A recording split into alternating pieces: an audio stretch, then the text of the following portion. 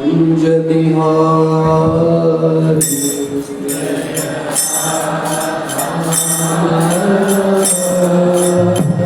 कुंज बिहारी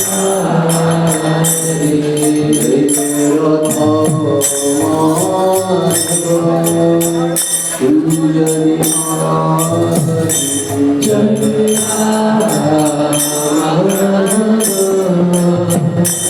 कुंज बिहारी गोपी जन वल्लभो जय गोपी जन गिरिवरधारी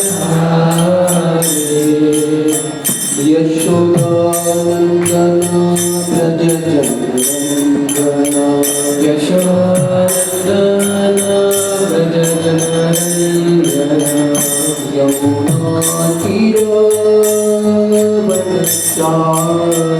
यमुना तीरवनचारि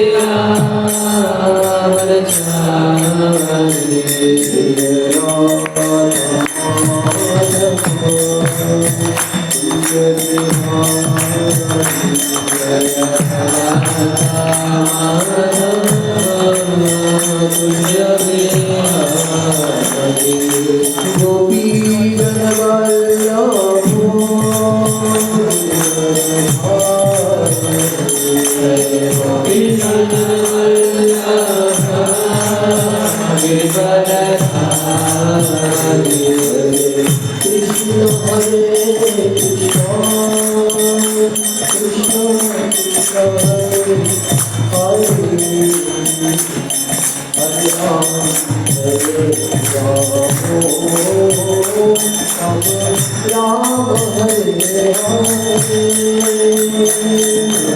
कृष्ण हरे कृष्ण कृष्ण कृष्ण हरे हरे राम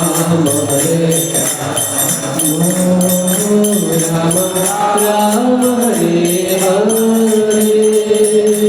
कृष्ण हरे कृष्ण कृष्ण हरे हरे राम राम राम हरे हरे हरे कृष्ण कृष्ण कृष्ण हरे हरे राम राम राम हरे हरे हरे कृष्ण कृष्ण कृष्ण हरे हरे राम राम राम हरे हरे हरे कृष्ण कृष्ण कृष्ण हरे हरे हरे राम राम हरे हरे हरे कृष्ण कृष्ण कृष्ण हरे हरे हरे राम राम राम हरे हरे हरे कृष्ण कृष्ण कृष्ण हरे हरे हरे राम राम हरे हरे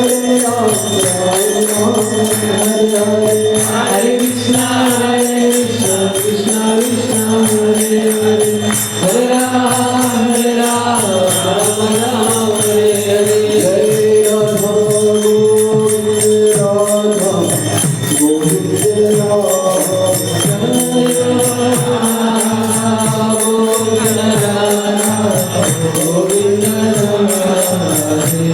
जय राधा गोविंद राधा जय गोविंद जय राधा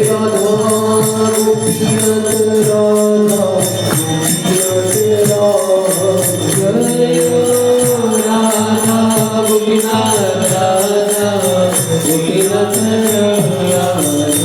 जय राधा मनोहर राधा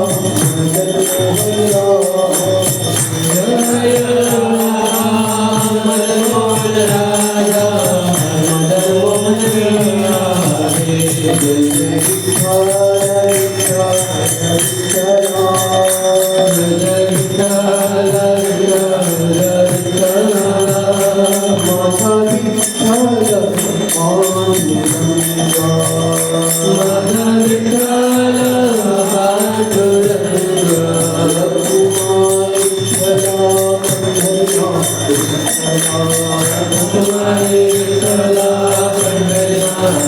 राधा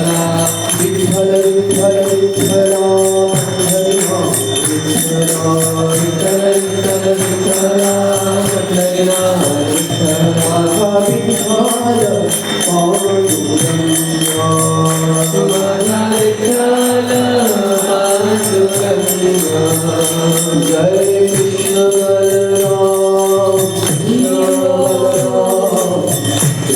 बलराम जय कृष्ण बलराम जय कृष्ण बलराम कृष्ण बलराम कृष्ण बलराम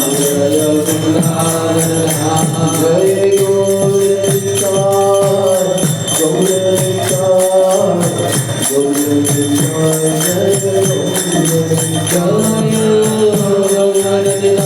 वृंदावन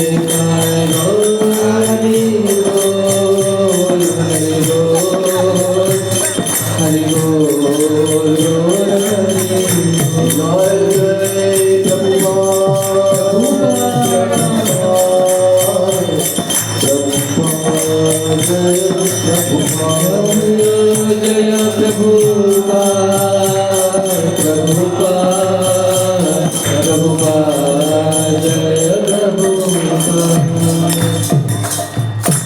जय गुरु विष्णुपाद परमहंस परिवाराचार्य अष्टोत्तर शत विष्णु श्री अभय चरणारविंद भक्ति वेदांत स्वामी श्री प्रभुपाद की अनंत कोटि वैष्णववृंद की नामाचार्य हरिदास ठाकुर की प्रेम से कहो श्री कृष्ण चैतन्य प्रभु नित्यानंद श्री अद्वैत गदाधर श्रीवास आदि गौर भक्त वृंद की श्री श्री राधा कृष्ण गोप गोपीनाथ श्याम कुंड राधा कुंड गोप गोपीनाथ गिरी गोवर्धन की ब्रजभूमि वृंदावन धाम की मथुरा धाम की पंढरपुर धाम की विठ्ठल रुक्मिणी भगवान की भक्तिधाम भक्तवृंद की विठ्ठल मळा की गौर प्रेमानंद ओम नमो भगवते वासुदेवाय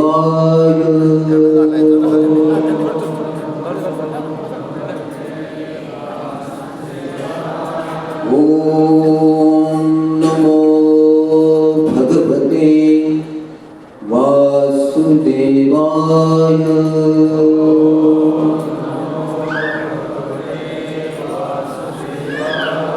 ओम नमो भगवते वासुदेवाय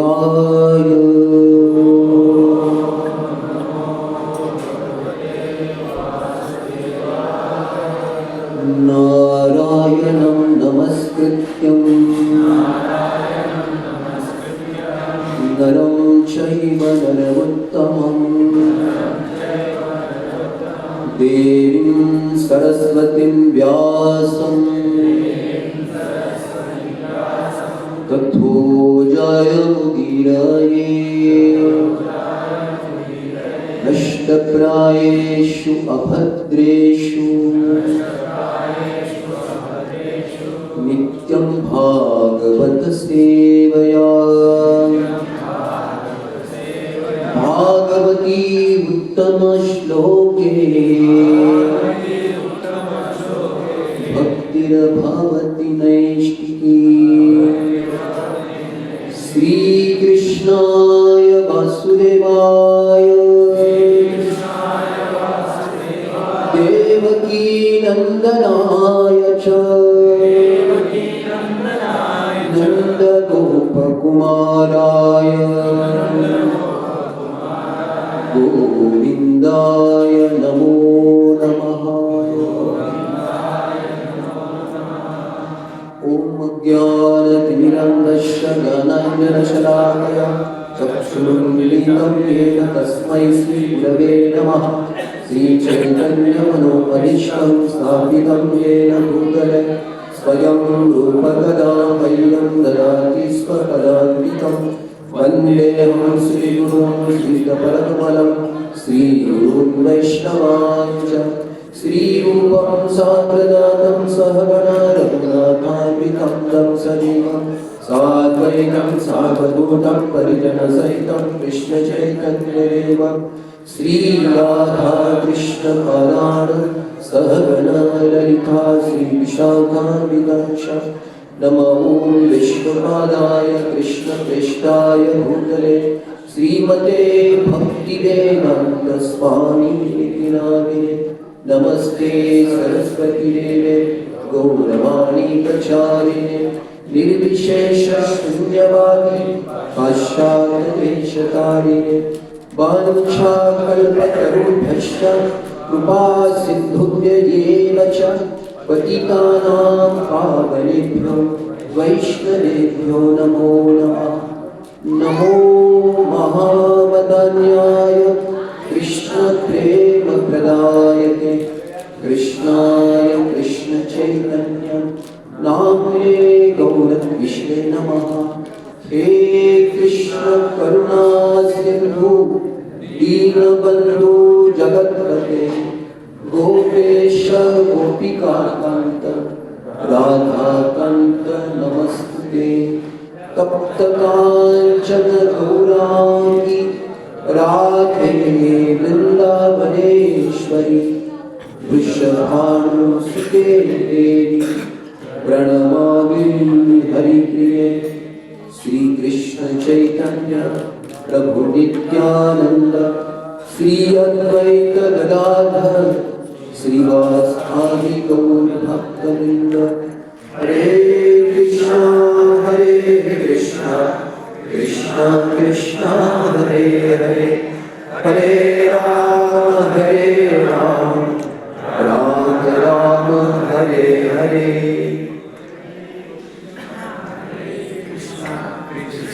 कृष्णा हरे हरे हरे राम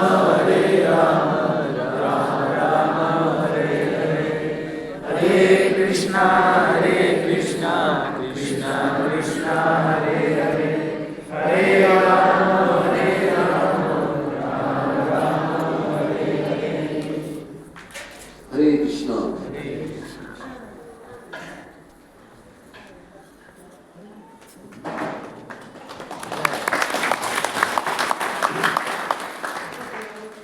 अत्यंत आनंदाने सांगू इच्छितो की आपल्या सर्वांचं स्वागत करण्या अगोदर ज्यांनी हा यज्ञ आयोजित केलेला आहे श्रीमान सुभेदार साहेब त्यांचं आपण हृदयातल्या अत्यंत आतल्या भागातून जोरदार पद्धतीने आपण त्यांना धन्यवाद देऊया, त्यांच्याशी कृतज्ञ होऊया। खरोखरच आज त्यांनी मनुष्य जन्माला येऊन जे काही साधायचे त्यांनी ते साधलेले आहे। खरं तर फार मी पुढं त्यांच्या पुढं खरं तर उभा राहायचं लागेल नाही, पण त्यांनी एवढा सन्मान देऊन स्वतः सगळ्यांना एकत्रित करण्याचा आणि जे काही मनुष्य जन्माला येऊन जो मुख्य यज्ञ करायचा असतो तो त्यांनी आज इथं संपन्न केलेला आहे। आपण आपल्या कोर ऑफ हार्ट पासून त्यांना कृतज्ञ भावनेनं भगवंताची चरणी प्रार्थना करूया आणि एक वेळा जोरदार हरे कृष्ण महामंत्र म्हणूया। हरे कृष्णा कृष्णा कृष्णा हरे हरे हरे राम राम हरे हरे। गीतेमध्ये सांगितलेलं आहे की असे अनेक यज्ञ सांगितले, पितृ यज्ञ, ज्ञान यज्ञ, राम यज्ञ, कीर्तन यज्ञ, पण असे अनेक यज्ञ असले पण यामध्ये सर्वश्रेष्ठ यज्ञ आहे विद्यायज्ञ। आणि विद्यायज्ञाची व्याख्या त्यावेळेला पूर्ण होतो त्यावेळेला पहिला शब्द येतो की देव भगवान प्लस संगतीकरण आणि प्लस दान बरोबर देव. देव म्हणजे या ठिकाणचं प्रत्येक कार्य आहे की त्या ठिकाणी देवाला कसं जोडता येईल. दुसरं म्हणजे एकट्याने नाही तर अनेक लोकांना त्यासोबत जोडलं जावं.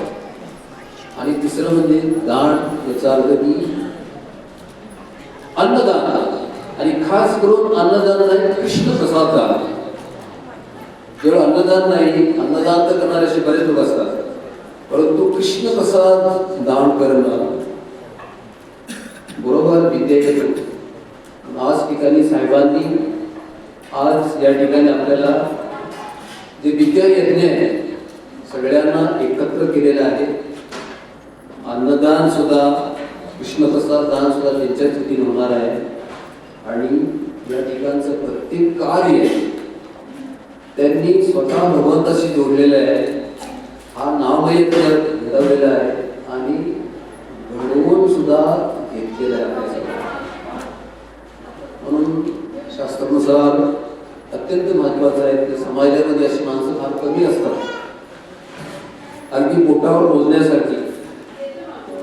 म्हणून त्याच्या कार्याला शत प्रणाम.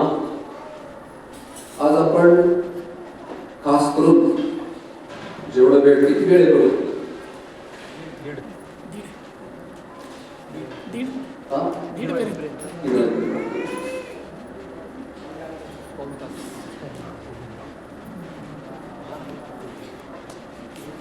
तर आज आपण भागवत मधील काही प्रसंग आहेत, त्या प्रसंगावरती चर्चा यासाठी करणार आहोत. केवळ श्रवण करण्याचा उद्देश आपला हात असला पाहिजे की त्या श्रवणातून आपल्या दैनंदिन जीवनातील काहीतरी शिक्षा घेता येईल का, यासाठी श्रवणाचा उद्देश. असं नाही की त्याचे पॉईंट काढून कुठेतरी दुसरीकडे सामान्य किंवा तो नाही, तो दुय्यम उद्देश झाला. खरं तर आपल्या जीवनात काही ठरवता येईल का. पण तुला माहिती की भागवताची महिमा किती सुंदर आहे. व्यासदेवाने 17 पुराण दिली तर व्यासदेव संतुष्ट नव्हते. ज्याला व्यासदेव असंतुष्ट होते त्याला नारदा तिथे आले, म्हणजे की व्यासा तू एक काम राहिलेले त्याच्यावर जे असंतुष्टी आहे ते भगवान श्रीकृष्णांच्या बालीला वर्णन केलेलं नाही. म्हणजे काय झालं, मी तर 17 पुराणामध्ये कृष्णाला जाणण्यासाठी सगळं विधान केलं आहे. म्हणजे नाही, कलियुगातल्या लोकांची तेवढी मेंटॅलिटी नाहीये. ज्यावेळेला भगवंताच्या प्रत्यक्ष बालीला ऐकतील आणि या भगवंताच्या बालीला खास करून ठराविक लीला आहे, त्या कलियुगातल्या लोकांसाठी अत्यंत पोषक आहे. आणि माझं हृदय, माझं मन काय नेमकं ते मी ठराविक लीलातून प्रकट केलेलं आहे कृष्ण म्हणतात. म्हणून या लीला तो सांगणं गरजेचं आहे. त्यासाठी त्यांनी भागवताची रचना केली. म्हणून सर्व पुराणामध्ये श्रेष्ठ पुराण कुठलं आहे? भागवत पुराण. जशी नदीमध्ये श्रेष्ठ गंगा नदी आहे तसं पुराणामध्ये श्रेष्ठ भागवत पुराण आहे. भागवताच्या श्रवणानं घरामधील भूत पिता, कुठला पितृयज्ञ, कुठला अनेक लोकांची असंतुष्टी असेल तरी सगळं भागवताच्या श्रवणाने आपोआप निघून जाते. ही भागवताची शक्ती आहे. तर आज आपण भागवतातले कसं वेळ जमल असं एक 2-3 प्रसंग पाहूया आपण. पहिला प्रसंग आहे राजा नहुष आणि युधिष्ठिर संवाद. दुसरा प्रसंग आहे भगवंताची गोवर्धन लीलामधील शिक्षा. आणि तिसरा प्रसंग आहे पूतना वध. तर हे तुम्ही बऱ्याच वेळा ऐकलेलं आहे, परंतु आपण पुन्हा पुन्हा का ऐकायचं असतं? यासाठीच ऐकायचं असतं की ज्यावेळेला जीव या भौतिक जगामध्ये येतो, जसं पावसाचं पाणी वरती शुद्ध असतं, खाली आल्यानंतर घडून होतं आपोआप, त्याप्रमाणे आपली इथं भौतिक चेतना आहेत ना, या ठिकाणी प्रकृतीची 3 गुण आहेत, 24 तासामध्ये सतत आक्रमण करत राहतात. म्हणून किती जरी श्रवण केलं असलं तरी दुसऱ्या काही मिनिटानंतर आपली चेतना पुन्हा दूषित होऊ शकते. मग जरी माहीत असलं तरी पुन्हा पुन्हा पुन्हा पुन्हा जे ऐकू आपण त्यावेळेला ती चेतना कृष्ण भावना तयार होते. म्हणून ऐकणं आपल्या बद्ध जीवात्म्यासाठी ऐकणं हाच एक उपाय आहे. पण भक्तीच्या 9 विद्या आहेत. श्रवणम, कीर्तनम, विष्णू स्मरणम, पादसेवनम, अर्चनम, वंदनम, दास्यम, सख्यम, आत्मनिवेदन इति पुंसा अर्पिता भक्ती चेत नवलक्षणा. या 9 पायऱ्या आहेत भगवंताला पोहोचण्यासाठी. त्याची पहिली पायरी आहे, पहिली पायरी म्हणजे पाया आहे श्रवण. ज्याचं श्रवण चांगलं त्याची भक्ती चांगली. त्याला श्रवणामध्ये गोडीच नाहीये त्याला भक्तीमध्ये गोडी नसणारच आहे. म्हणून भक्ती सिद्धांत सरस्वती ठाकूरांनी प्रबोधांना नेमलं जगाचा प्रचार करण्यासाठी. एक प्रश्नावर नेमलं. भक्ती सिद्धांत सरस्वती ठाकूरांनी एकदा वृंदावनला यात्रा नेली होती आणि त्या ठिकाणी नदीकाठी सगळ्यांनी स्नान केलं. म्हणाले की मी आता इथे प्रवचन करणार आहे. त्या पलीकडे काही मंदिर आहेत, त्या बाजूला काही मंदिर आहेत. ज्यांना दर्शन करायचंय ते दर्शन करायला जा, ज्यांना ऐकायचंय त्यांनी इकडे बसून आले. तर बरेच लोक दर्शनाला गेले आणि ऐकण्याच्या रांगेमध्ये सगळ्यात पुढं बसून श्रवण करणारे होते ते म्हणजे अभय चरणारविंद भक्तिवेदांत स्वामी श्री कृपा. म्हणून एवढ्या अनेक शिष्यामध्ये त्यांनी हृदयातील जाणलं की हाच मुलगा आहे. हा भगवान श्रीकृष्णाचा संदेश अख्ख्या धरतीवरती पोहोचू शकतो. म्हणून त्यांना म्हणाले की अभय, तुला ज्या वेळेला पैसे येतील त्यावेळेला तू मंदिर बांधण्यापेक्षा पुस्तकं छाप, ट्रान्सलेट कर. आणि ज्या वेळेला तू हे सगळं ज्ञान आहे, या भारतावरती इंग्रजांची संस्कृती अजूनही चालू आहे, तशी जाणार नाही ती. त्यासाठी त्या लोकांना हे विद्यादान होतं. अभयला त्यावेळेला समजलं नाहीये, परंतु कालांतराने त्यांना समजलं आणि हे परदेशात जायची इच्छा केली त्यांनी, पण बऱ्याच वेळा शक्य नाही झालं. शेवटी कुठेतरी अनेक प्रयत्नानंतर त्यांना एक तिकीट मिळाली की जहाजामधून पोहोचले ते. आणि आज बघतोय आपण आज जगामध्ये 800 पेक्षा जास्त इस्लामी लोक आहेत. पाकिस्तान सारख्या देशामध्ये, इराण इराक सारख्या देशांमध्ये सुद्धा मुस्लिम लोक, ख्रिश्चन लोक त्यांचा धर्माचा त्याग करून या सनातन धर्मामध्ये प्रवेश केलेला आहे. आज धरती मातेवरती, भारताच्या भूमीवरती पूर्वी आतापर्यंत हे जे कृष्ण भावनेची कृष्ण भावना आहे, ज्याला आपण कृष्ण प्रेम म्हणतो, हे आजपर्यंत कुणीही पोचवलेलं नाही एवढ्या व्याप्त प्रमाणात. तिथे श्री कृपादान केले. पण त्यांनी काय बघितलं होतं सिद्धार्थ ठाकूरांनी की श्रवणाची दडप इच्छा. पण भागवत आहे ते व्यासदेव म्हणतात की या कलियुगाचा जय जयकार असो. आणि या कलियुगातल्या लोकांना, जे लोक अशा भगवंताच्या योजनांचा आधार घेणार नाहीत, आश्रय घेणार नाहीत, त्यांचा धिक्कार असतो. बरोबर ना? धिक्तांच धिक्तांच धिक्तांच म्हणजेच काय की कलियुगातले लोक आहेत, खास करून जे राजकारणी लोक, अशा लोकांच्यावरती विश्वास ठेवू नये. कारण का ते वचन दिलं. पण जे असे लोक आहेत जय जयकार करताना म्हणतात की जे लोक कलियुगाचा जय जयकार करतात म्हणजेच काय, कलियुगामध्ये भगवंताची योजना आहे की या कलियुगामध्ये फक्त नाम यज्ञाने लोकांची संतुष्ट होते. पण सगळ्या संतांनी जाहीर केलेलं आहे की बाबा रे, आता तरी पुढे करा हाच उपदेश, नका करुणाश अविश्वासा, सकळाच्या पाया माझे दंडवत, आपुलाले चित्त शुद्ध करा, हित ते करा देवांचे चिंतन, करुणिया म्हणत एक वेग, तुका म्हणे लाभ होय तो व्यापार, करा फार काय शिकवावे. लेके हा व्यापार करा. कुठला?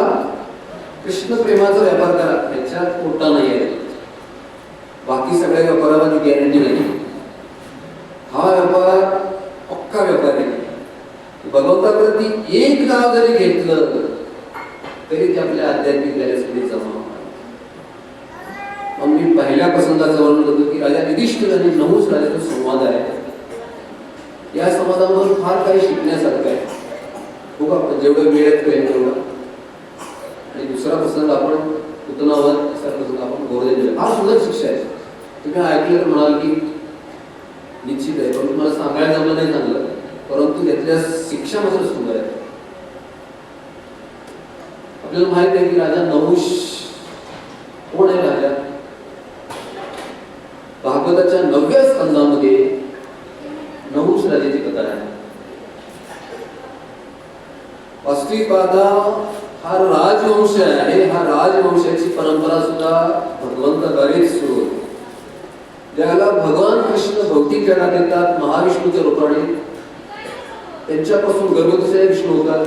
गर्भोदय विष्णूपासून ब्रह्माजी होतात आणि ब्रह्माजीच्या नाभी कमलातून 10 ऋषी जन्म घेतात.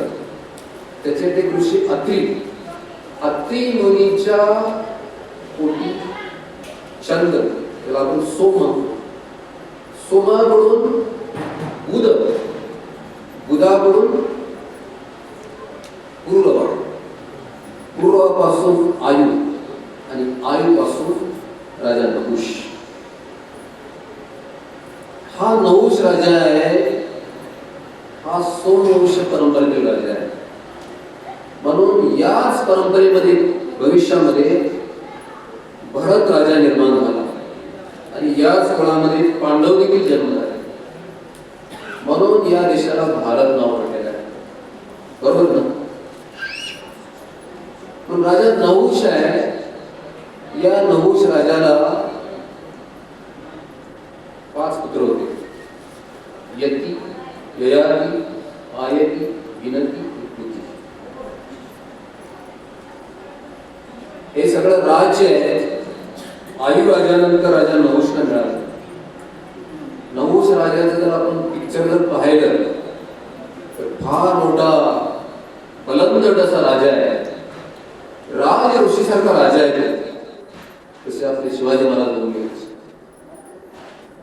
हा राजा आपलं राज्य आहे. त्यावेळेला फार परंपरा होती की थोडासा म्हातारा झाल्यानंतर आपल्या मुलांच्या हाती राज्य सोपवणं आणि भक्ती मार्गाला निघून जाणं ही भारतीय भूमीची परंपरा आहे. अगदी पहिल्यापासून आहे.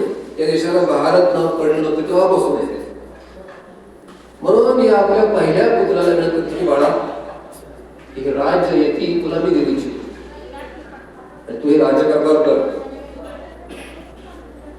परंतु यती महाराजांनी हे राज्य सांभाळण्यासाठी नकार दिला. म्हणजे का? कारण हे राज्य, एवढं मोठं राज्य जर स्वीकारलं तर माझी विकृती अशी आहे की मी स्वतःला विसरतो. म्हणजे काय? मी कोण आहे हे आपोआप विसरले. मी भगवंत नसून भगवंताचा एक दास आहे. ही जी भावना, ही शेवटपर्यंत जीवन करण्यासाठी मला हे राज्य नको आहे. कारण हे ज्याला पद आणि प्रतिष्ठा या 2 गोष्टी माणसाच्या जीवनात आल्यानंतर एक डोळ्यावरती एक असा पडदा येतो आणि या पडद्यामुळं आपण शरीर नसून आत्मा आहे. फक्त बुद्धीच्या स्तरावरती समजतं, मनाच्या स्तरावरती जीवन राहत नाही. म्हणजे राज्य मला नको आहे. त्यावेळेला व्यक्ती राजा नहुष जो की आता ही राजे ययातीला दिलं पाहिजे. पण तेव्हाच ययाती देखील म्हणतो की हे राज्य मला सुद्धा नको आहे. कारण का मी सुद्धा हे राज्य काय करणार आहे? पिता जर समर्थ असणार आणि तेवढ्यामध्ये राजा नहुषला स्वर्गावरती राज्य करण्याचं आमंत्रण येतं. कुठला? स्वर्गावर. आता धर्तीवरचा माणूस स्वर्गावर कसा जाऊ शकतो त्या शरीराने? आज धर्तीवरच्या माणसाला स्वर्गात जायचं म्हणजे काय करावं लागतं? पहिला देह सोडावं लागतं. तेव्हा तिथं कुठेतरी स्वर्गवासी लागतो आहे ना. पण त्या काळी तेवढे सशक्त लोक होते. द्वापार युगामध्ये अर्जुनासारखा व्यक्ती सुद्धा स्वर्गामध्ये गेले. इतर दिवसली गोष्ट आहे. मग त्यावेळी लोक स्वर्गामध्ये जात होते. त्यावेळेला राजा नहुषने आपल्या मुलाकडे हे संस्कार होते, पण राजा नहुष की राजऋषी आहे मी भक्तिमय जीवन जगणार असं म्हणून कॉन्फिडन्सने स्वर्गाचं राज्य त्यांनी स्वीकारलं. आणि स्वर्गाचं राज्य स्वीकारल्यानंतर राजा नहुष स्वर्गामध्ये गेला. आणि सेम कालावधीमध्ये पृथ्वीचं राज्य देखील तो सांभाळत होता.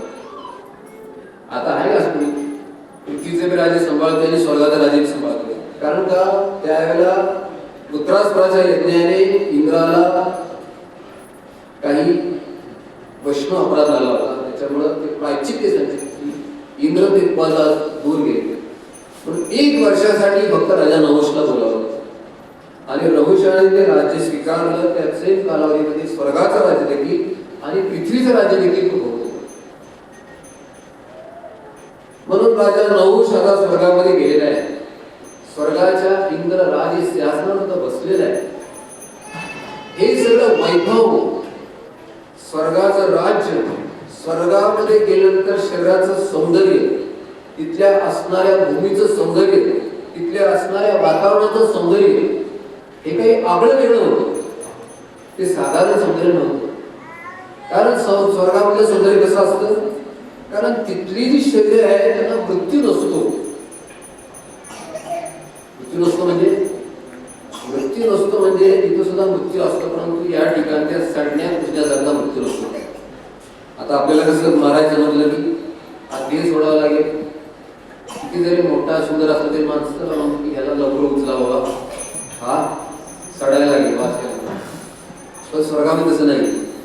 स्वर्गामधला मृत्यू आहे ना, त्या सडणं पुसणं नाही होत. तिथं त्याच्यातून आपोआप तिथल्या वातावरणामध्ये नॅचरली फिक्स होत. पण हे स्वर्गाचं राज्य नहुषाला प्राप्त झाल्यानंतर नहुष राजाच्या मनामध्ये अतिशय आनंद झाला आणि त्या आनंदाने भारावून तो इंद्राच्या सिंहासनावर बसला. समोर अप्सरा नाचायला लागल्या. अनेक लोक सेवा करायला यायला लागले. सर सर म्हणून म्हणायला लागले. सोम सारखं दिवे प्यायला मिळायला लागलं. सगळा आनंद होता. आणि तेवढ्यामध्ये असा प्रसंग घडला की इंद्राचं राज्य मला मिळाल्यानंतर की आता ह्या राजाचा राजा मी, म्हणून ह्या सगळ्या अप्सरा माझ्यासाठी नसतात. हे सगळे सेवक माझ्यासाठी हे करतात. परंतु या राजसिंहासनावरती माझं पृथ्वीचं राज्य आहे. माझी पत्नी जी आहे ती धरतीवरती आहे. पण या ठिकाणचा जो राजा आहे पत्नी विकसित कसं काय राहू शकतो? म्हणून त्या ठिकाणी इंद्राचं असणार राज्य आता माझं झालेलं आहे. म्हणून हे सिंहासन माझं, हे अप्सरा माझ्या, इथल्या वस्तू माझ्या. म्हणून इंद्राची पत्नी देखील आता कोणाची? माझी. असं मनात आलेलं. म्हणजे या ठिकाणी शिष्य काय की मनात केव्हा येतं?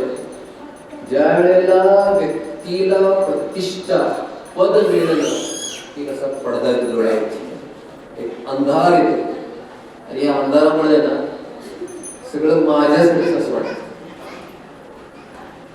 माझ्यासाठीच पाहिजे सगळं.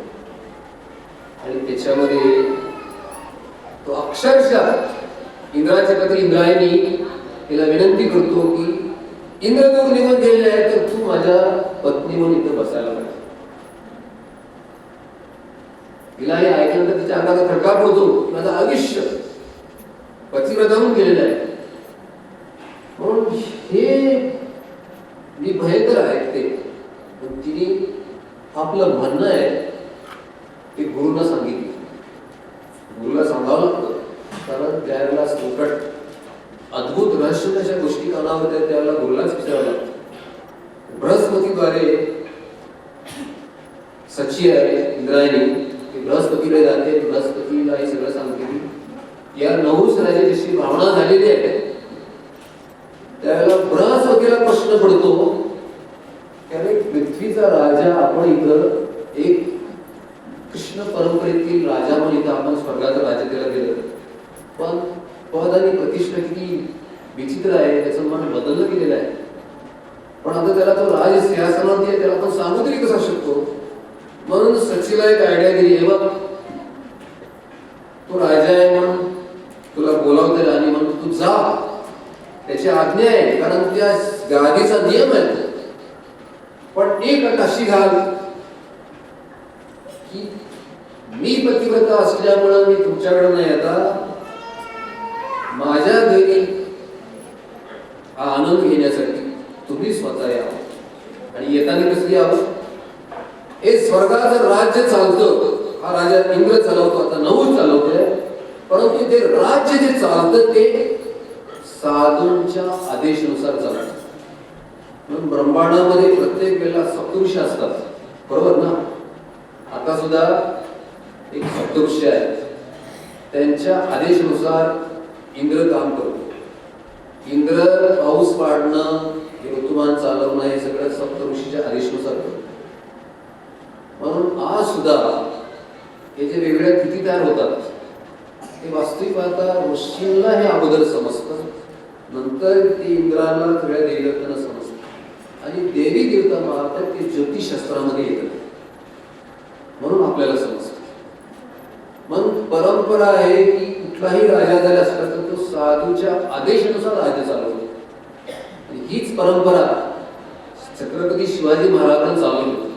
आज शिवाजी महाराजांचं नाव जे आहे अजरामर झालेलं आहे, याला कारण काय आहे की त्यांनी जे आज राज्य केलं ते संत तुकाराम आणि रामदास स्वामी यांच्या आज्ञेने, त्यांच्या जे काही आदेश आले त्या आदेशानुसार राज्य केलं. म्हणून ते नाव आहे राज ऋषीच्या यादीमध्ये गेलेलं आहे. आणि कित्येक आपल्या पिढ्याने पिढ्या जातील पण राजा छत्रपतींचं नाव इथं गुंजत राहिलं. कारण का? एकच नियम पाळलेला आहे, कुठला? संतांच्या आदेशाचं पालन करणे. किती महत्वाचं आहे. स्वर्गाचा राजा देखील तसं चालतं. पण सचिन अट घातली की हे जे संत सप्त ऋषी आहेत, आकाश ऋषी, हे सगळे सगळे 7 ऋषी आहेत ना, त्यांना पालखीला झोपायचं आणि पालखीला झोपून त्या पालखीने बसायचं आणि इकडे यायचं. त्यावेळेला ती आठ सांगितली गेली. रघुस राजा मला त्यात काय आवडले, ब्राह्मण तरी काय करतात, त्याला काय काम आहे? ते खाऊन खाऊन फोटो वाढली यांची, म्हणजे की आज कामाला झोपाय नाही. म्हणले की हे ब्राह्मण हो, म्हणले की माझी पालखी ढोवून जायची. कुठं? सचीच्या राजवाड्यामध्ये. सप्तऋषींना आजपर्यंत कोणी आदेश दिला नव्हता, फक्त आदेश शास्त्राचा होता काय. पण आज काम करायला लावलेले आहे नऊश राजाने. पालखीला झोपल्या, पालखीला झोपल्यामुळं सची तयार झाली. घरी बोलण्यासाठी हा एवढा आनंद की आज माझं एवढं भाग्य की इंद्र कुठे आणि पृथ्वीचा राजा कुठे, राजा नहुष, त्याला ती सची सारखी अप्सराहून श्रेष्ठ अशी तिचा आनंद भोगायला मिळणार. म्हणून त्याच्या हृदयामध्ये अत्यंत घाई झाली. म्हणून त्या घाईने तो त्या ऋषींना म्हणाला की लवकर चला, लवकर चला, लवकर चला. हो चालू चालू. त्यावेळेला असं म्हटलं जातं की ज्यावेळेला व्यक्ती आहे काम वासनेने अधिक व्याप्त होतो ना, त्यावेळेला काही क्षण सुद्धा वर्षासारखे वाटतात. म्हणून अक्षरशः राजा नहुषने पुढे चालणाऱ्या पालखी झोपणाऱ्या व्यक्तीला, ऋषीला लाथ मारली. जशी लाथ मारली तशी पालखी थांबवली. म्हणजे की आजपर्यंत स्वर्गाच्या राजाने कोणी लाथ मारली नाही. तुम्ही लाथ मारली, आजपर्यंत केवळ आदेश ऐकत होता, पण अक्षरशः लाथ मारलेली आहे. म्हणून ही पालखी पुढे घेऊन जाणार नाही, ही पालखी इथंच थांबवली जाईल.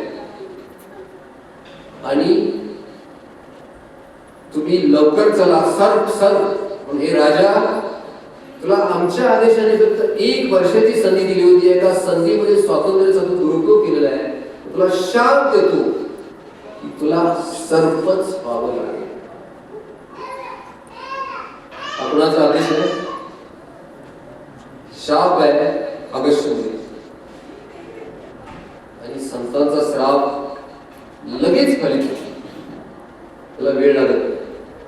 बघता बघता ते सुंदर नहुषराजाचे शरीर आहे ते अजगराच्या पेशी निर्माण झाल्या. मनामध्ये तशी चिंतन सुरू व्हायला आणि राजा नहुषचं शरीर आहे तिथे मृत्यू नाही झाला, परंतु ते शरीर आपोआप विलीन झालं. फक्त नहुष राजाला कळलं की आपण खाली येतोय खाली येतोय खाली येतोय, पुढे चाललो खाली. फक्त आपला थप दिशेत खाली पडतो त्याला सुद्धा भयानक आहे.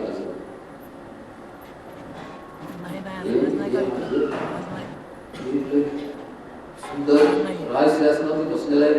सुंदर राजा मी अजगर कसं काय झालो. त्याला माझ्या नहुष हा विलाप करायला अगस्त्य मुनीला प्रार्थना केली की नमः मला क्षमा करा की केवळ थोड्याशा इच्छेमुळे माझं सुंदर शरीर बी गेलं, स्वर्गाचं राज्य बी गेलं आणि धरतीचं राज्य बी गेलं. मी तुम्हाला शरण आलेलं आहे. आजपर्यंत आमच्या कुलपरंपरेत असं कुणीच घडलं नाही, पण माझ्याकडून घडलेलं आहे. मी तुम्हाला शरण देतो, तुमचे पाय धरून तुम्हाला क्षमा करा. त्याला साधूचा राग म्हणजे किती असतो. साधूचा राग म्हणजे जोपर्यंत समोरचा व्यक्ती शरणागत होत नाही तोपर्यंत साधूचा राग जिवंत. समोरचा व्यक्ती शरणागत गेला साधूचा राग संपला. तो खरा साधू आहे. तो शरण समोरचा व्यक्ती शरण जातोय माफी मागतो तरी साधू फुगत बसतोय, तो खरा साधू नाही. खऱ्या साधूचं एक लक्षण आहे की जो शरणागत होतो समोरचा व्यक्ती तो त्याला क्षमा करतो. देवक राजा तो एवढी मोठी फार मनुष्य जन्माला येऊन संधी मिळालेली स्वातंत्र्याचा दुरुपयोग केला, संधी गमावली राहिली. पण एक शरणागत गेला. मन मी तुला वरदान देतो की लवकरच या अजगरीने तू मुक्त होशील, मी परत स्वर्गाला गेला. या ठिकाणी भागवताच्या तात्पर्याने श्री कृपाल वर्णन करतात की मनुष्य जन्म आपल्याला मिळालेला आहे हे किती मोठं सौभाग्य आहे. दुर्लभ मानुष्य जन्म, जन्म सार्थक करी परोपकार. या मनुष्याला मिळाल्याच्या सार्थक करण्यासाठी मिळालाय. सार्थक करणं म्हणजे काय की स्वातंत्र्याचा सदुपयोग करणं. किती मोठं स्वातंत्र्य आहे. मी नेहमी बोलत असतो की बघा की रस्त्यावरती अशी कुत्री मरतात असते, त्यांना कोर्टामध्ये जाऊन केस करता येत नाहीये. तो खाटी काय त्या कोंबड्याच्या सायकलवर नेत असतो, त्याच्या चोचीतून असा फेस गळत असतो. त्यांना म्हणता येत नाही की बाबा रे आम्हाला माहिती आम्हाला मारायला नेऊन चाललाय, पण कमीत कमी जाताना तरी व्यवस्थित घेऊन जा. म्हणण्याचं स्वातंत्र्य आहे का? तेवढंच का स्वातंत्र्य नाही. कित्येक गाई जनावर तहान लागली असते, एवढं सकाळपासून काम केलं असते, पण तहान लागली मालक धनी आम्हाला जर पाणी पाजा असं म्हणण्याचं स्वातंत्र्य नाहीये.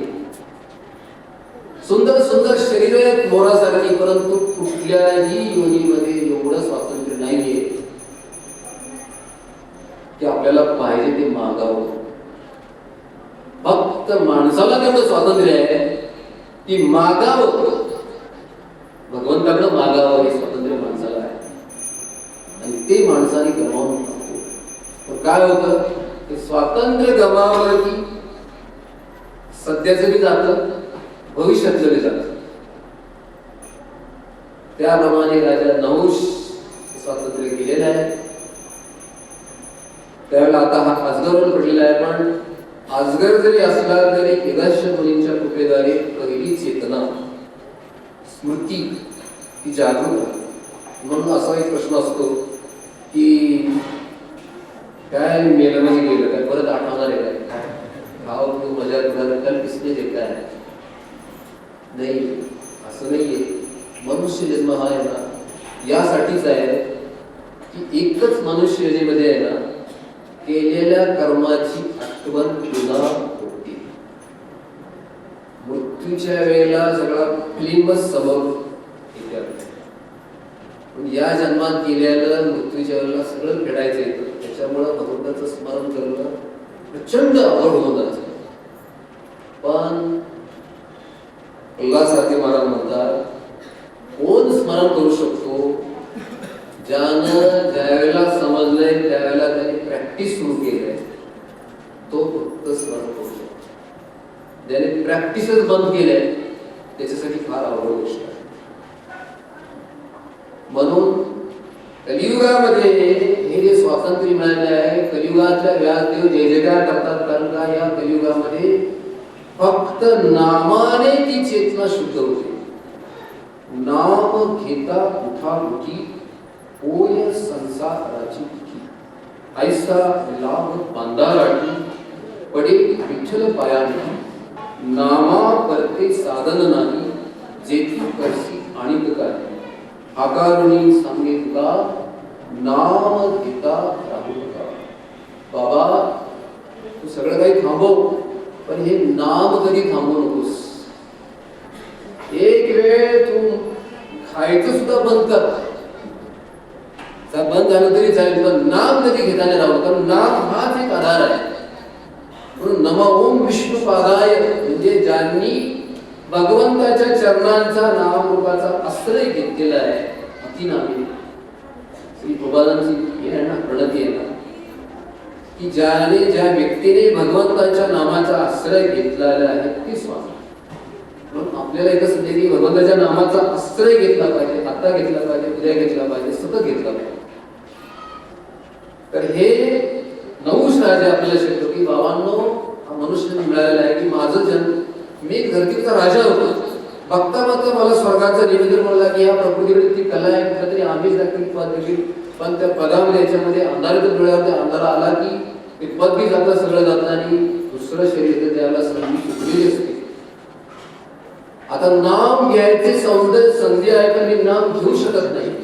आता माझा उद्धार होण्यासाठी काय, आता माझा उद्धार होण्यासाठी एकच उपाय आहे की कुठल्या तरी साधू संतांची मला भेट होईल, त्यावेळेला ती माझी चेतना जागृत होईल. ही स्मृती आहे, परंतु ती भेट होणार कशी. म्हणून राजा नवस गरवून पडलेल्या त्या गिरीकुंदरामध्ये त्यावेळेला इकडे नवस राजाच्या वंशातले पांडव आहेत, भीम आहे, द्रौपदीच्या साठी तुला आणण्यासाठी जंगलात जातो.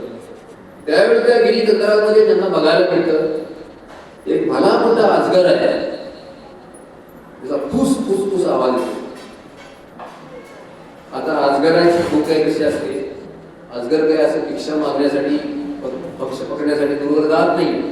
काय असते की त्याला भूक जर लागली ना तर ते भक्ष त्याची चेतना अशी गुमराह होऊन त्याच्याकडे आपोआप येते. तो दूरवरचा तिथे असणाऱ्या वस्तूला आपोआप गिळू शकतो, खेचू शकतो. तसं भीमाला त्यांनी खेचलं. का भीमाला खेचलं, कारण हा व्यक्ती आहे कोण, हा कृष्ण परंपरेतील माझ्या भविष्यातील, हा माझ्या कृष्ण परंपरेतील व्यक्ती आहे आणि भगवंत आहे ते भक्त वत्सल आहे. यामुळे भक्त वत्सल असल्यामुळं भक्तामध्ये श्रेष्ठ युधिष्ठिर महाराज या भीमाला पकडल्यानंतर येतील आणि त्याच्याशी माझा संवाद घडेल, त्याचा संवाद ऐकून माझा चेतना परत जिवंत होईल. या उद्देशाने नवस राजाने भीमाला पकडले. आता भीम काय आहे, भीमाला फार गिळून केलं, कोंबडी राहिली. तसा एक नाग असा कोंबडीचा आवाज डेड होते. तसा युधिष्ठिर महाराज येत नाही, भीम येत नाही. नकुलला सगळं विचारलं अरे भीमदादा कुठे आहे, म्हणजे भीमदादा बऱ्याच काळ गेलेले आहे पण अजून येत नाही. युधिष्ठिर महाराजांना अक्षम दिसायला लागले की कुठेतरी डोळा फडफडतोय, कुठेतरी गाडावरल्यासारखा आवाज येतोय. म्हणून युधिष्ठिर महाराजांचं आवडतं म्हणजे काहीतरी संकट आहे. त्यावेळेला युधिष्ठिर महाराज निघाले त्यावेळेला त्यांना दृश्य बघायला मिळालं. काय बघायला मिळालं, एक भला मोठा अजगर आहे आणि त्या अजगराने तिथं आले तर भीम डेड स्वरूपात आहे. हे बघितल्यानंतर युधिष्ठिर महाराज अतिशय दुःख झाले की नाथा जगन्नाथा ही माझी दशा अशी का झाली आमची. त्यावेळेला भीमाची थोडी पापणी हल्ल्यासारखं जिवंत आहे. त्यावेळेला त्या अजगराला हटवण्याचा प्रयत्न केला. त्यावेळेला म्हणजे की हे अजगर की तू तुझं भोजन करण्यासाठी या जिवंत असणाऱ्या भीमाला बाजूला काढ. त्याच्यापेक्षा हा भीम जर जिवंत असला तर बाकी सगळ्या कुटुंबाला मेहनत करून जगवण्याची त्याची ताकद आहे. तर त्याच्यावेळी मला मी काय काम आहे, मी काय करू शकत नाही. भीम एकटा होता ना तरी सगळ्यांना तो जगू शकत होता, संकटाच्या प्रसंगी वाचू शकत होता. माझं काय, मला खा आणि भीमाला सोडा.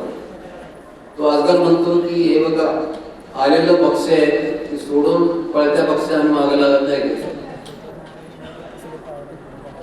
त्यावेळेला म्हणले की अरे तू अजगर येण्यातला तू बोलणारा सर्प आहेस, तू प्रथम पाहिलाय, तू कोण आहेस, तू निश्चित कोणीतरी महान व्यक्ती आहेस.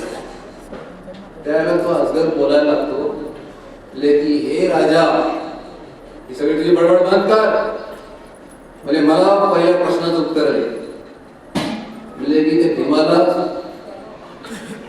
मला पहिलं उत्तर दे की या जन्मामध्ये मनुष्य आहे तो कर्माने श्रेष्ठ आहे का जन्माने श्रेष्ठ आहे? ब्राह्मण जे आहे तो जन्मानुसार ओळखावा की कर्मानुसार ओळखावा? कशानुसार ओळखावा? कर्मानुसार. कृष्ण सुद्धा गीतेमध्ये म्हणतात की ब्राह्मणाची ओळखण्याची कोण काय म्हणजे कर्मानुसार. ज्याचं कर्म ब्राह्मण आहे तो ब्राह्मण, ज्याचं कर्म ब्राह्मण असून सुद्धा ब्राह्मणासारखं नाही तो ब्राह्मण नाही. म्हणून ब्राह्मण ही जी आपली सगळी उत्पत्ती आहे ना, मूळची सगळी ब्राह्मणापासूनच झाली, बरोबर ना? आज कुणाला जरी विचारलं गोत्र तरी ऋषीचंच गोत्र असतंय ना.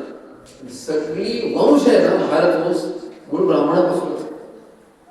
मग अनेक हे काय कसं झाले, कारण थोडी थोडी स्वातंत्र्याची गडबड होत गेली की चेतना दूषित होत गेली आणि नंतर परिणाम होत गेल्या. मग भगवंताने स्वतः त्याचं कर्म बदललं, भगवंताने स्वतः वेगवेगळे अवतार घेतले त्या जीवन समाजाला, आपले समाजाला त्यासाठी खास करून त्यांनी आपल्याला तुम्ही लढष्ट करू नका, तुम्ही वेगळे, तुम्ही वेगळे, तुम्ही वेगळे. हे कर्मानुसार सुरू झाले. युधिष्ठिर महाराजांनी ताबडतोब उत्तर दिलं. असे अनेक प्रश्न आहेत. त्यावेळेला राजा नहुषने दुसरा प्रश्न विचारला, म्हणले की राजा हे बघ, या ठिकाणी मी गुणकरून या भीमाला खाल्लेलं आहे, पण ही मागून देखील जेवण होऊ शकतो. पण मला दुसऱ्या प्रश्नाचं हे उत्तर दे की एक भक्ती परंपरेतली जरी व्यक्ती असला तरी त्याचं पतन कशामुळे होतं? युधिष्ठिर महाराजांनी उत्तर दिलं की या जगात किती जरी भक्त कुल परंपरा जरी असली तर कलियुगामध्ये पतन होण्याची जास्त दाट शक्यता आहे. कारण का, कलियुगामध्ये दोन गोष्टी आहेत अशा की त्यानं माणसाच्या डोळ्यावरती एक पडदा येतो. पहिली गोष्ट आहे की धन, पैसे, लक्ष्मी, आणि दुसरी गोष्ट आहे प्रतिष्ठा. या दोन गोष्टी आल्या जवळ की त्याला पतनाला सुरुवात झाली. मग याच्यातून वाचायचं कसं? म्हणजे की मी युधिष्ठिर राजा, मी स्वतःच पतित आहे, तर राजा नहुष मला काय सांगतो? त्याला नहुष बोलायला लागला, बघ राजा ऐक, म्हणजे की या दोन गोष्टी आल्या की त्याची पतनाला सुरुवात होते, पण त्याच्या पतनापासून तर त्याला वाचत असेल ना, त्यासाठी एकच गोष्ट त्याला जेवण केली पाहिजे की त्याला सतत साधू संग करायला पाहिजे, साधूची आज्ञा पालन करायला पाहिजे. सतत साधूच्या आज्ञेत जर तो राहिला तरच असं धनी व्यक्ती, प्रतिष्ठावान व्यक्ती या पतनापासून वाचू शकतो. युधिष्ठिर महाराज एवढं तुला सगळं तुला माहिती आहेच नाही, तू कोण? त्याला त्यांनी सगळी ओळख दिली. हे बघ राजा, मी तुझाच पूर्वज आहे, मी आयुचा पुत्र नहुष. माझ्या परंपरेमध्ये पुढे ययाती पासून कुरु राजा झाला, कुरु राजापासून दुष्यंत झाला, दुष्यंतापासून भरत झाला, आणि या भरत वंशामध्येच पांडव जन्माला आले. तू पांडवामध्ये श्रेष्ठ पांडव तू आहेस. म्हणून अगस्त्य मुनींच्या वरदानामुळे तुझी माझी भेट झालेली आहे. म्हणून एकच इच्छा आहे माझी, त्या श्रीकृष्णानं माझी विनंती कर. तुमच्या स्ववंशातील एक पतित व्यक्ती आहे, तिथं अजगरासारखे घडलेला आहे, त्याचा उद्धार. म्हणजे युधिष्ठिर महाराजांनी ऐकले म्हणजे आमच्या कुलपरंपरेतील राजा अशाला जातो. त्यावेळेला भगवान श्रीकृष्णांना युधिष्ठिर महाराजांनी प्रार्थना केली आणि श्रीकृष्ण आले तरी म्हणाले की हे बघ राजा, जो कोणी मनुष्य जन्मात पहिली संधी चुकवतो ना त्याला संधी परत मिळत नसते. आता स्वर्गाला जा, स्वर्गात कित्येक दिवसांनंतर काही पुण्य होईल, तुला कालावधी संपते, तेव्हा तुला एका पतित घरामध्ये मनुष्य जन्मात यावं लागेल. मग तुला सेवा करण्याची संधी. म्हणजे या ठिकाणी कृष्ण प्रेम प्राप्त करण्याची संधी आहे ना फार दुर्मिळ आहे. मोठ्या भक्तियुक्त कुलम परंपरेत सुद्धा फार मोठी दुर्मिळ गोष्ट आहे. म्हणून भागवतामध्ये दुसरा एक प्रसंग आहे आपल्याला की भगवान श्रीकृष्णाने सगळ्या लीला कशासाठी केलेल्या आहेत, कशासाठी केलेल्या आहेत? शुद्ध प्रेमाच्या प्राप्तीसाठी. कोणाला पाहिजे शुद्ध प्रेम? शुद्ध प्रेमाचा भोगीला कोण आहे? कोण भोगीला आहे? स्वतः कृष्ण आहे. या जगातला माणूस भोगेला नाही, स्वतः कृष्ण शुद्ध प्रेमाचे भोगीले आहेत. त्यांना शुद्ध प्रेम पाहिजे. असं वास्तविक आता कृष्णाकडे एवढी शक्ती आहे की आपल्या अंशाकडून जबरदस्ती ते हिसकावून प्रेम घेऊ शकतात. उठू शकत नाही. कृष्णाच्या मनात आलं तर सगळ्यांना दांडा घेतील. उठा, ब्रह्म झाला, झोपलाय का अजून, माझं नाव घ्या. कृष्ण असे करतात का? आता बाळा झोप आलो, झोप, झोपेमध्ये झोप, तुला खायला पाहिजे ना, ते खा. कृष्ण आपल्या स्वातंत्र्यामध्ये ढवळाढवळ करत नाही. का करत नाही? कारण हिसकावून घेतलेलं प्रेम, जबरदस्ती केलेलं प्रेम त्याला खरं प्रेम म्हणता येत नाही. अशा खोट्या प्रेमाचा आनंद कृष्णाला म्हणतो आहे. कृष्ण किती म्हणतात की भोक्ताराम यज्ञ तपसा सर्व लोक महेश्वर. मी सर्व लोकांचा महान ईश्वर आहे. मी आनंद घेणारा व्यक्ती आहे. पण कुठल्या गोष्टीत आनंद घेतो? एक म्हणजे यज्ञ, दुसरं म्हणजे तपस्या. पुन्हा जीवाने केलेला यज्ञ, जीवाने केलेली तपस्या, याचा मी आनंद घेतो. यज्ञ म्हणजे काय? यज्ञ म्हणजे ज्याला म्हणतात, मी सुरुवातीला व्याख्या सांगितली की यज्ञ म्हणजे भगवान संगतीकरण आणि दान. बरोबर आहे. प्रत्येक कार्य हे आपल्यासाठी योग्य आहे, पण भगवंताला आवडेल का याचा कर्म करण्याच्या अगोदर विचार झाला पाहिजे. आणि हे जे कर्म करतोय मला फायदा झाला, पण माझ्या येणाऱ्या पिढीमधील माझ्या अवतीभोवतीच्या समाजाला याचा कायचा फायदा होईल का, त्यांना काहीतरी प्रेरणा मिळेल का, असा विचार आला तर ते बरं. आणि मग ते झाल्यानंतर एक कोणाला तर भविष्यातल्या पिढीला काहीतरी यातलं घेता येईल का, अशा तिन्ही गोष्टीचा विचार करून जे कर्म केलं जातं ते कर्म म्हणजे यज्ञ कर्म. असा जो व्यक्ती करतो त्याचाच कृष्ण आनंद घेतात. बाकीच्या गोष्टीचा कृष्ण आनंद घेत नाही. म्हणून म्हणतात की कृष्ण म्हणतात की तुमच्या हृदयातल्या स्वातंत्र्याने ज्या वेळेला मला तुम्ही एक जरी नाव माझं घेतलं तरी मी म्हणतात की या जगाचा अनंत कोटी ब्रह्मांड आहे, त्याच्या एक क्षणी मी एवढा खुश होतो, एवढा खुश होतो ना, त्याच्यावर मी छप्पर फाटके पाहतो. म्हणून भगवंतांनी या सगळ्या लीला केल्या यासाठीच केल्या. त्याची मुख्य लीला आहे भागवताचे 12 स्तंभ आहेत. 12 स्तंभामध्ये 10वा स्तंभ होते आणि 10व्या स्तंभामध्ये सगळ्यात खेळ लीला जी आहे ते पूतनावर. का? कारण याच लीलेमध्ये भगवंतानी आहे ना, कृष्ण म्हणतात की माझं स्वभाव काय, माझं मन काय, हे या लीलेमध्ये दाखवून दिलेलं आहे. काय ती लीला माहिती आपल्याला? एक पूतना राक्षसी छोटेसे कृष्णाला 5 महिन्याच्या बाळ कृष्णाला ती मारण्यासाठी आली. कशी? अत्यंत कपटाने. तिने स्तनामध्ये विष भरलेलं आहे. हे विष भरून नुसतंच नाही तर तिने अनेक बालकांवरती प्रयोग देखील केले आणि बालकांना मारले देखील.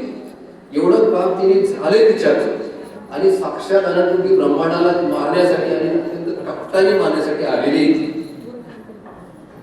पण कंसाची आज्ञा म्हणून केवळ आली नाही, तिला सुद्धा तिच्या मनात ईर्ष्या असल्यामुळं की हा जगश्रेष्ठ याचं सगळे देवदेवता यासाठी स्तुती करतायत, बेस्तुती करतायत, असा आहे कोण मी त्याला मारू शकते, अशा ईर्ष्या भावनेनं प्रचंड दोन्ही बाजूनी कपटाने ही पुतना भगवान श्रीकृष्णाला मारण्यासाठी आलेली आहे.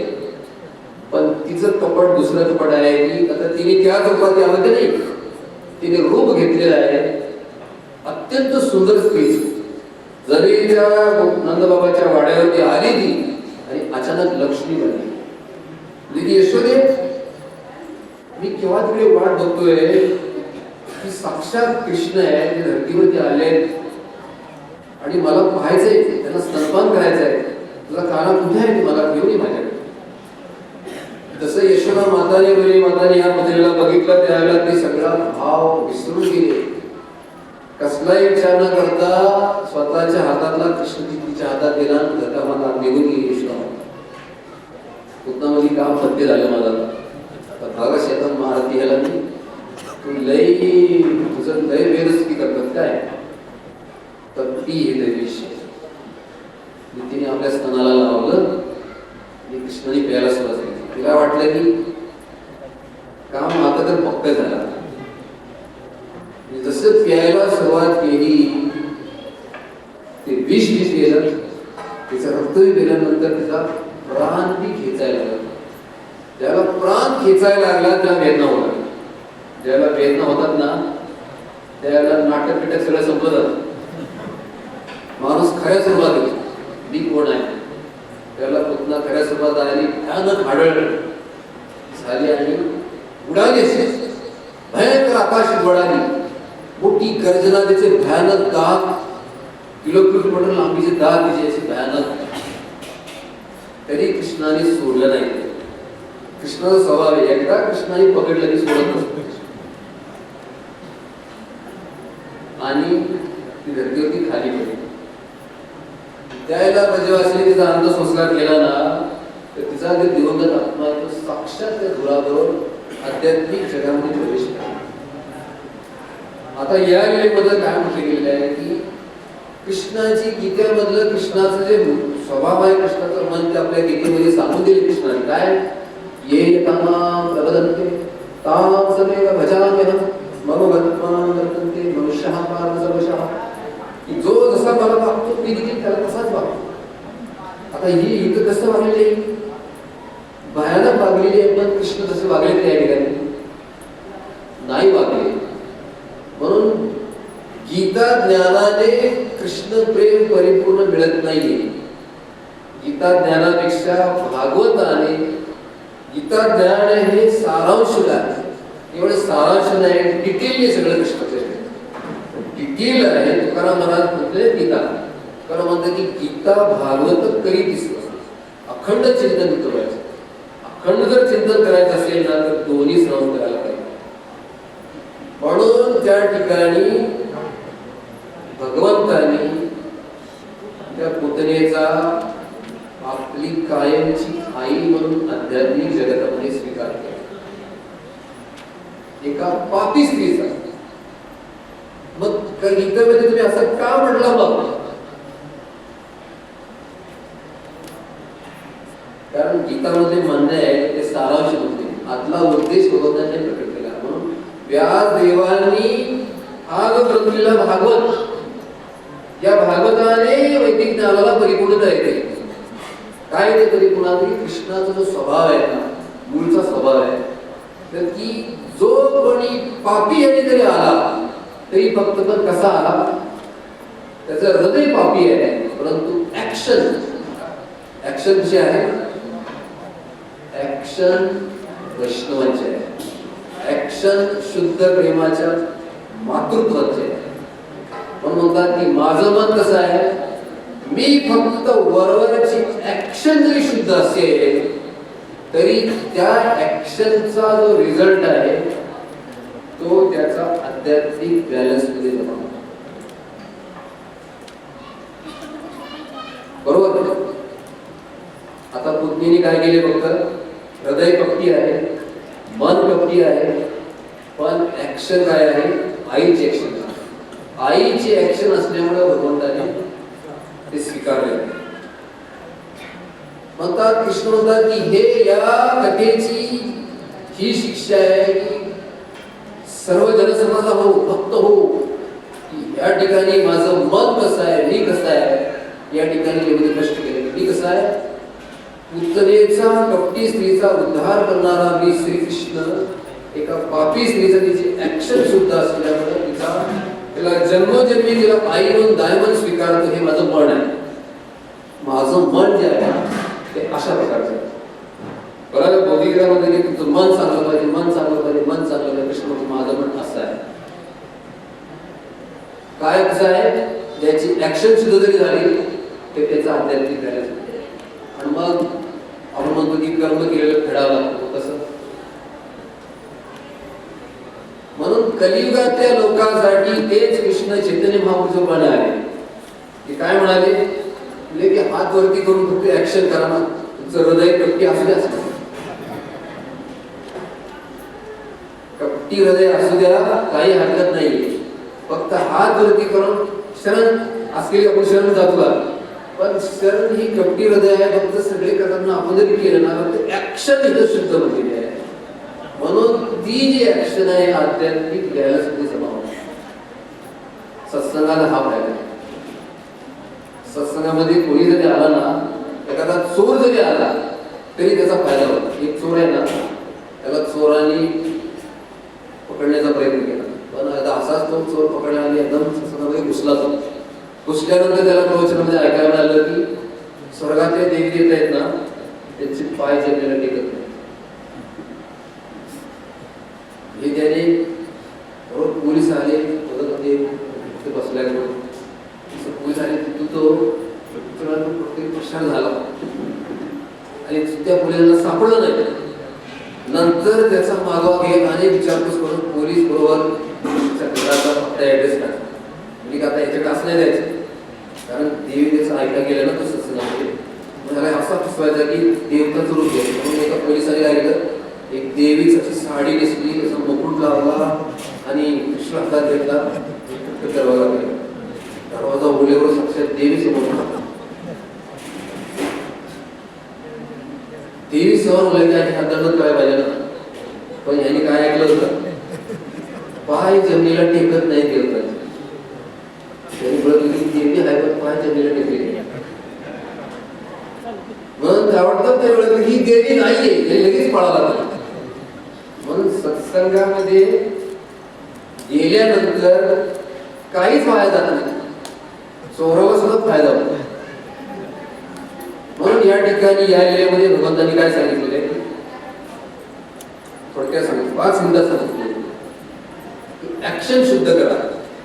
भलं मन विचित्र असू द्या, हृदयात पाप असू द्या, ऍक्शन जरी शुद्ध केली तरी आपल्या आध्यात्मिक द्यायला जमा. हे फक्त काय रोज करायची फक्त.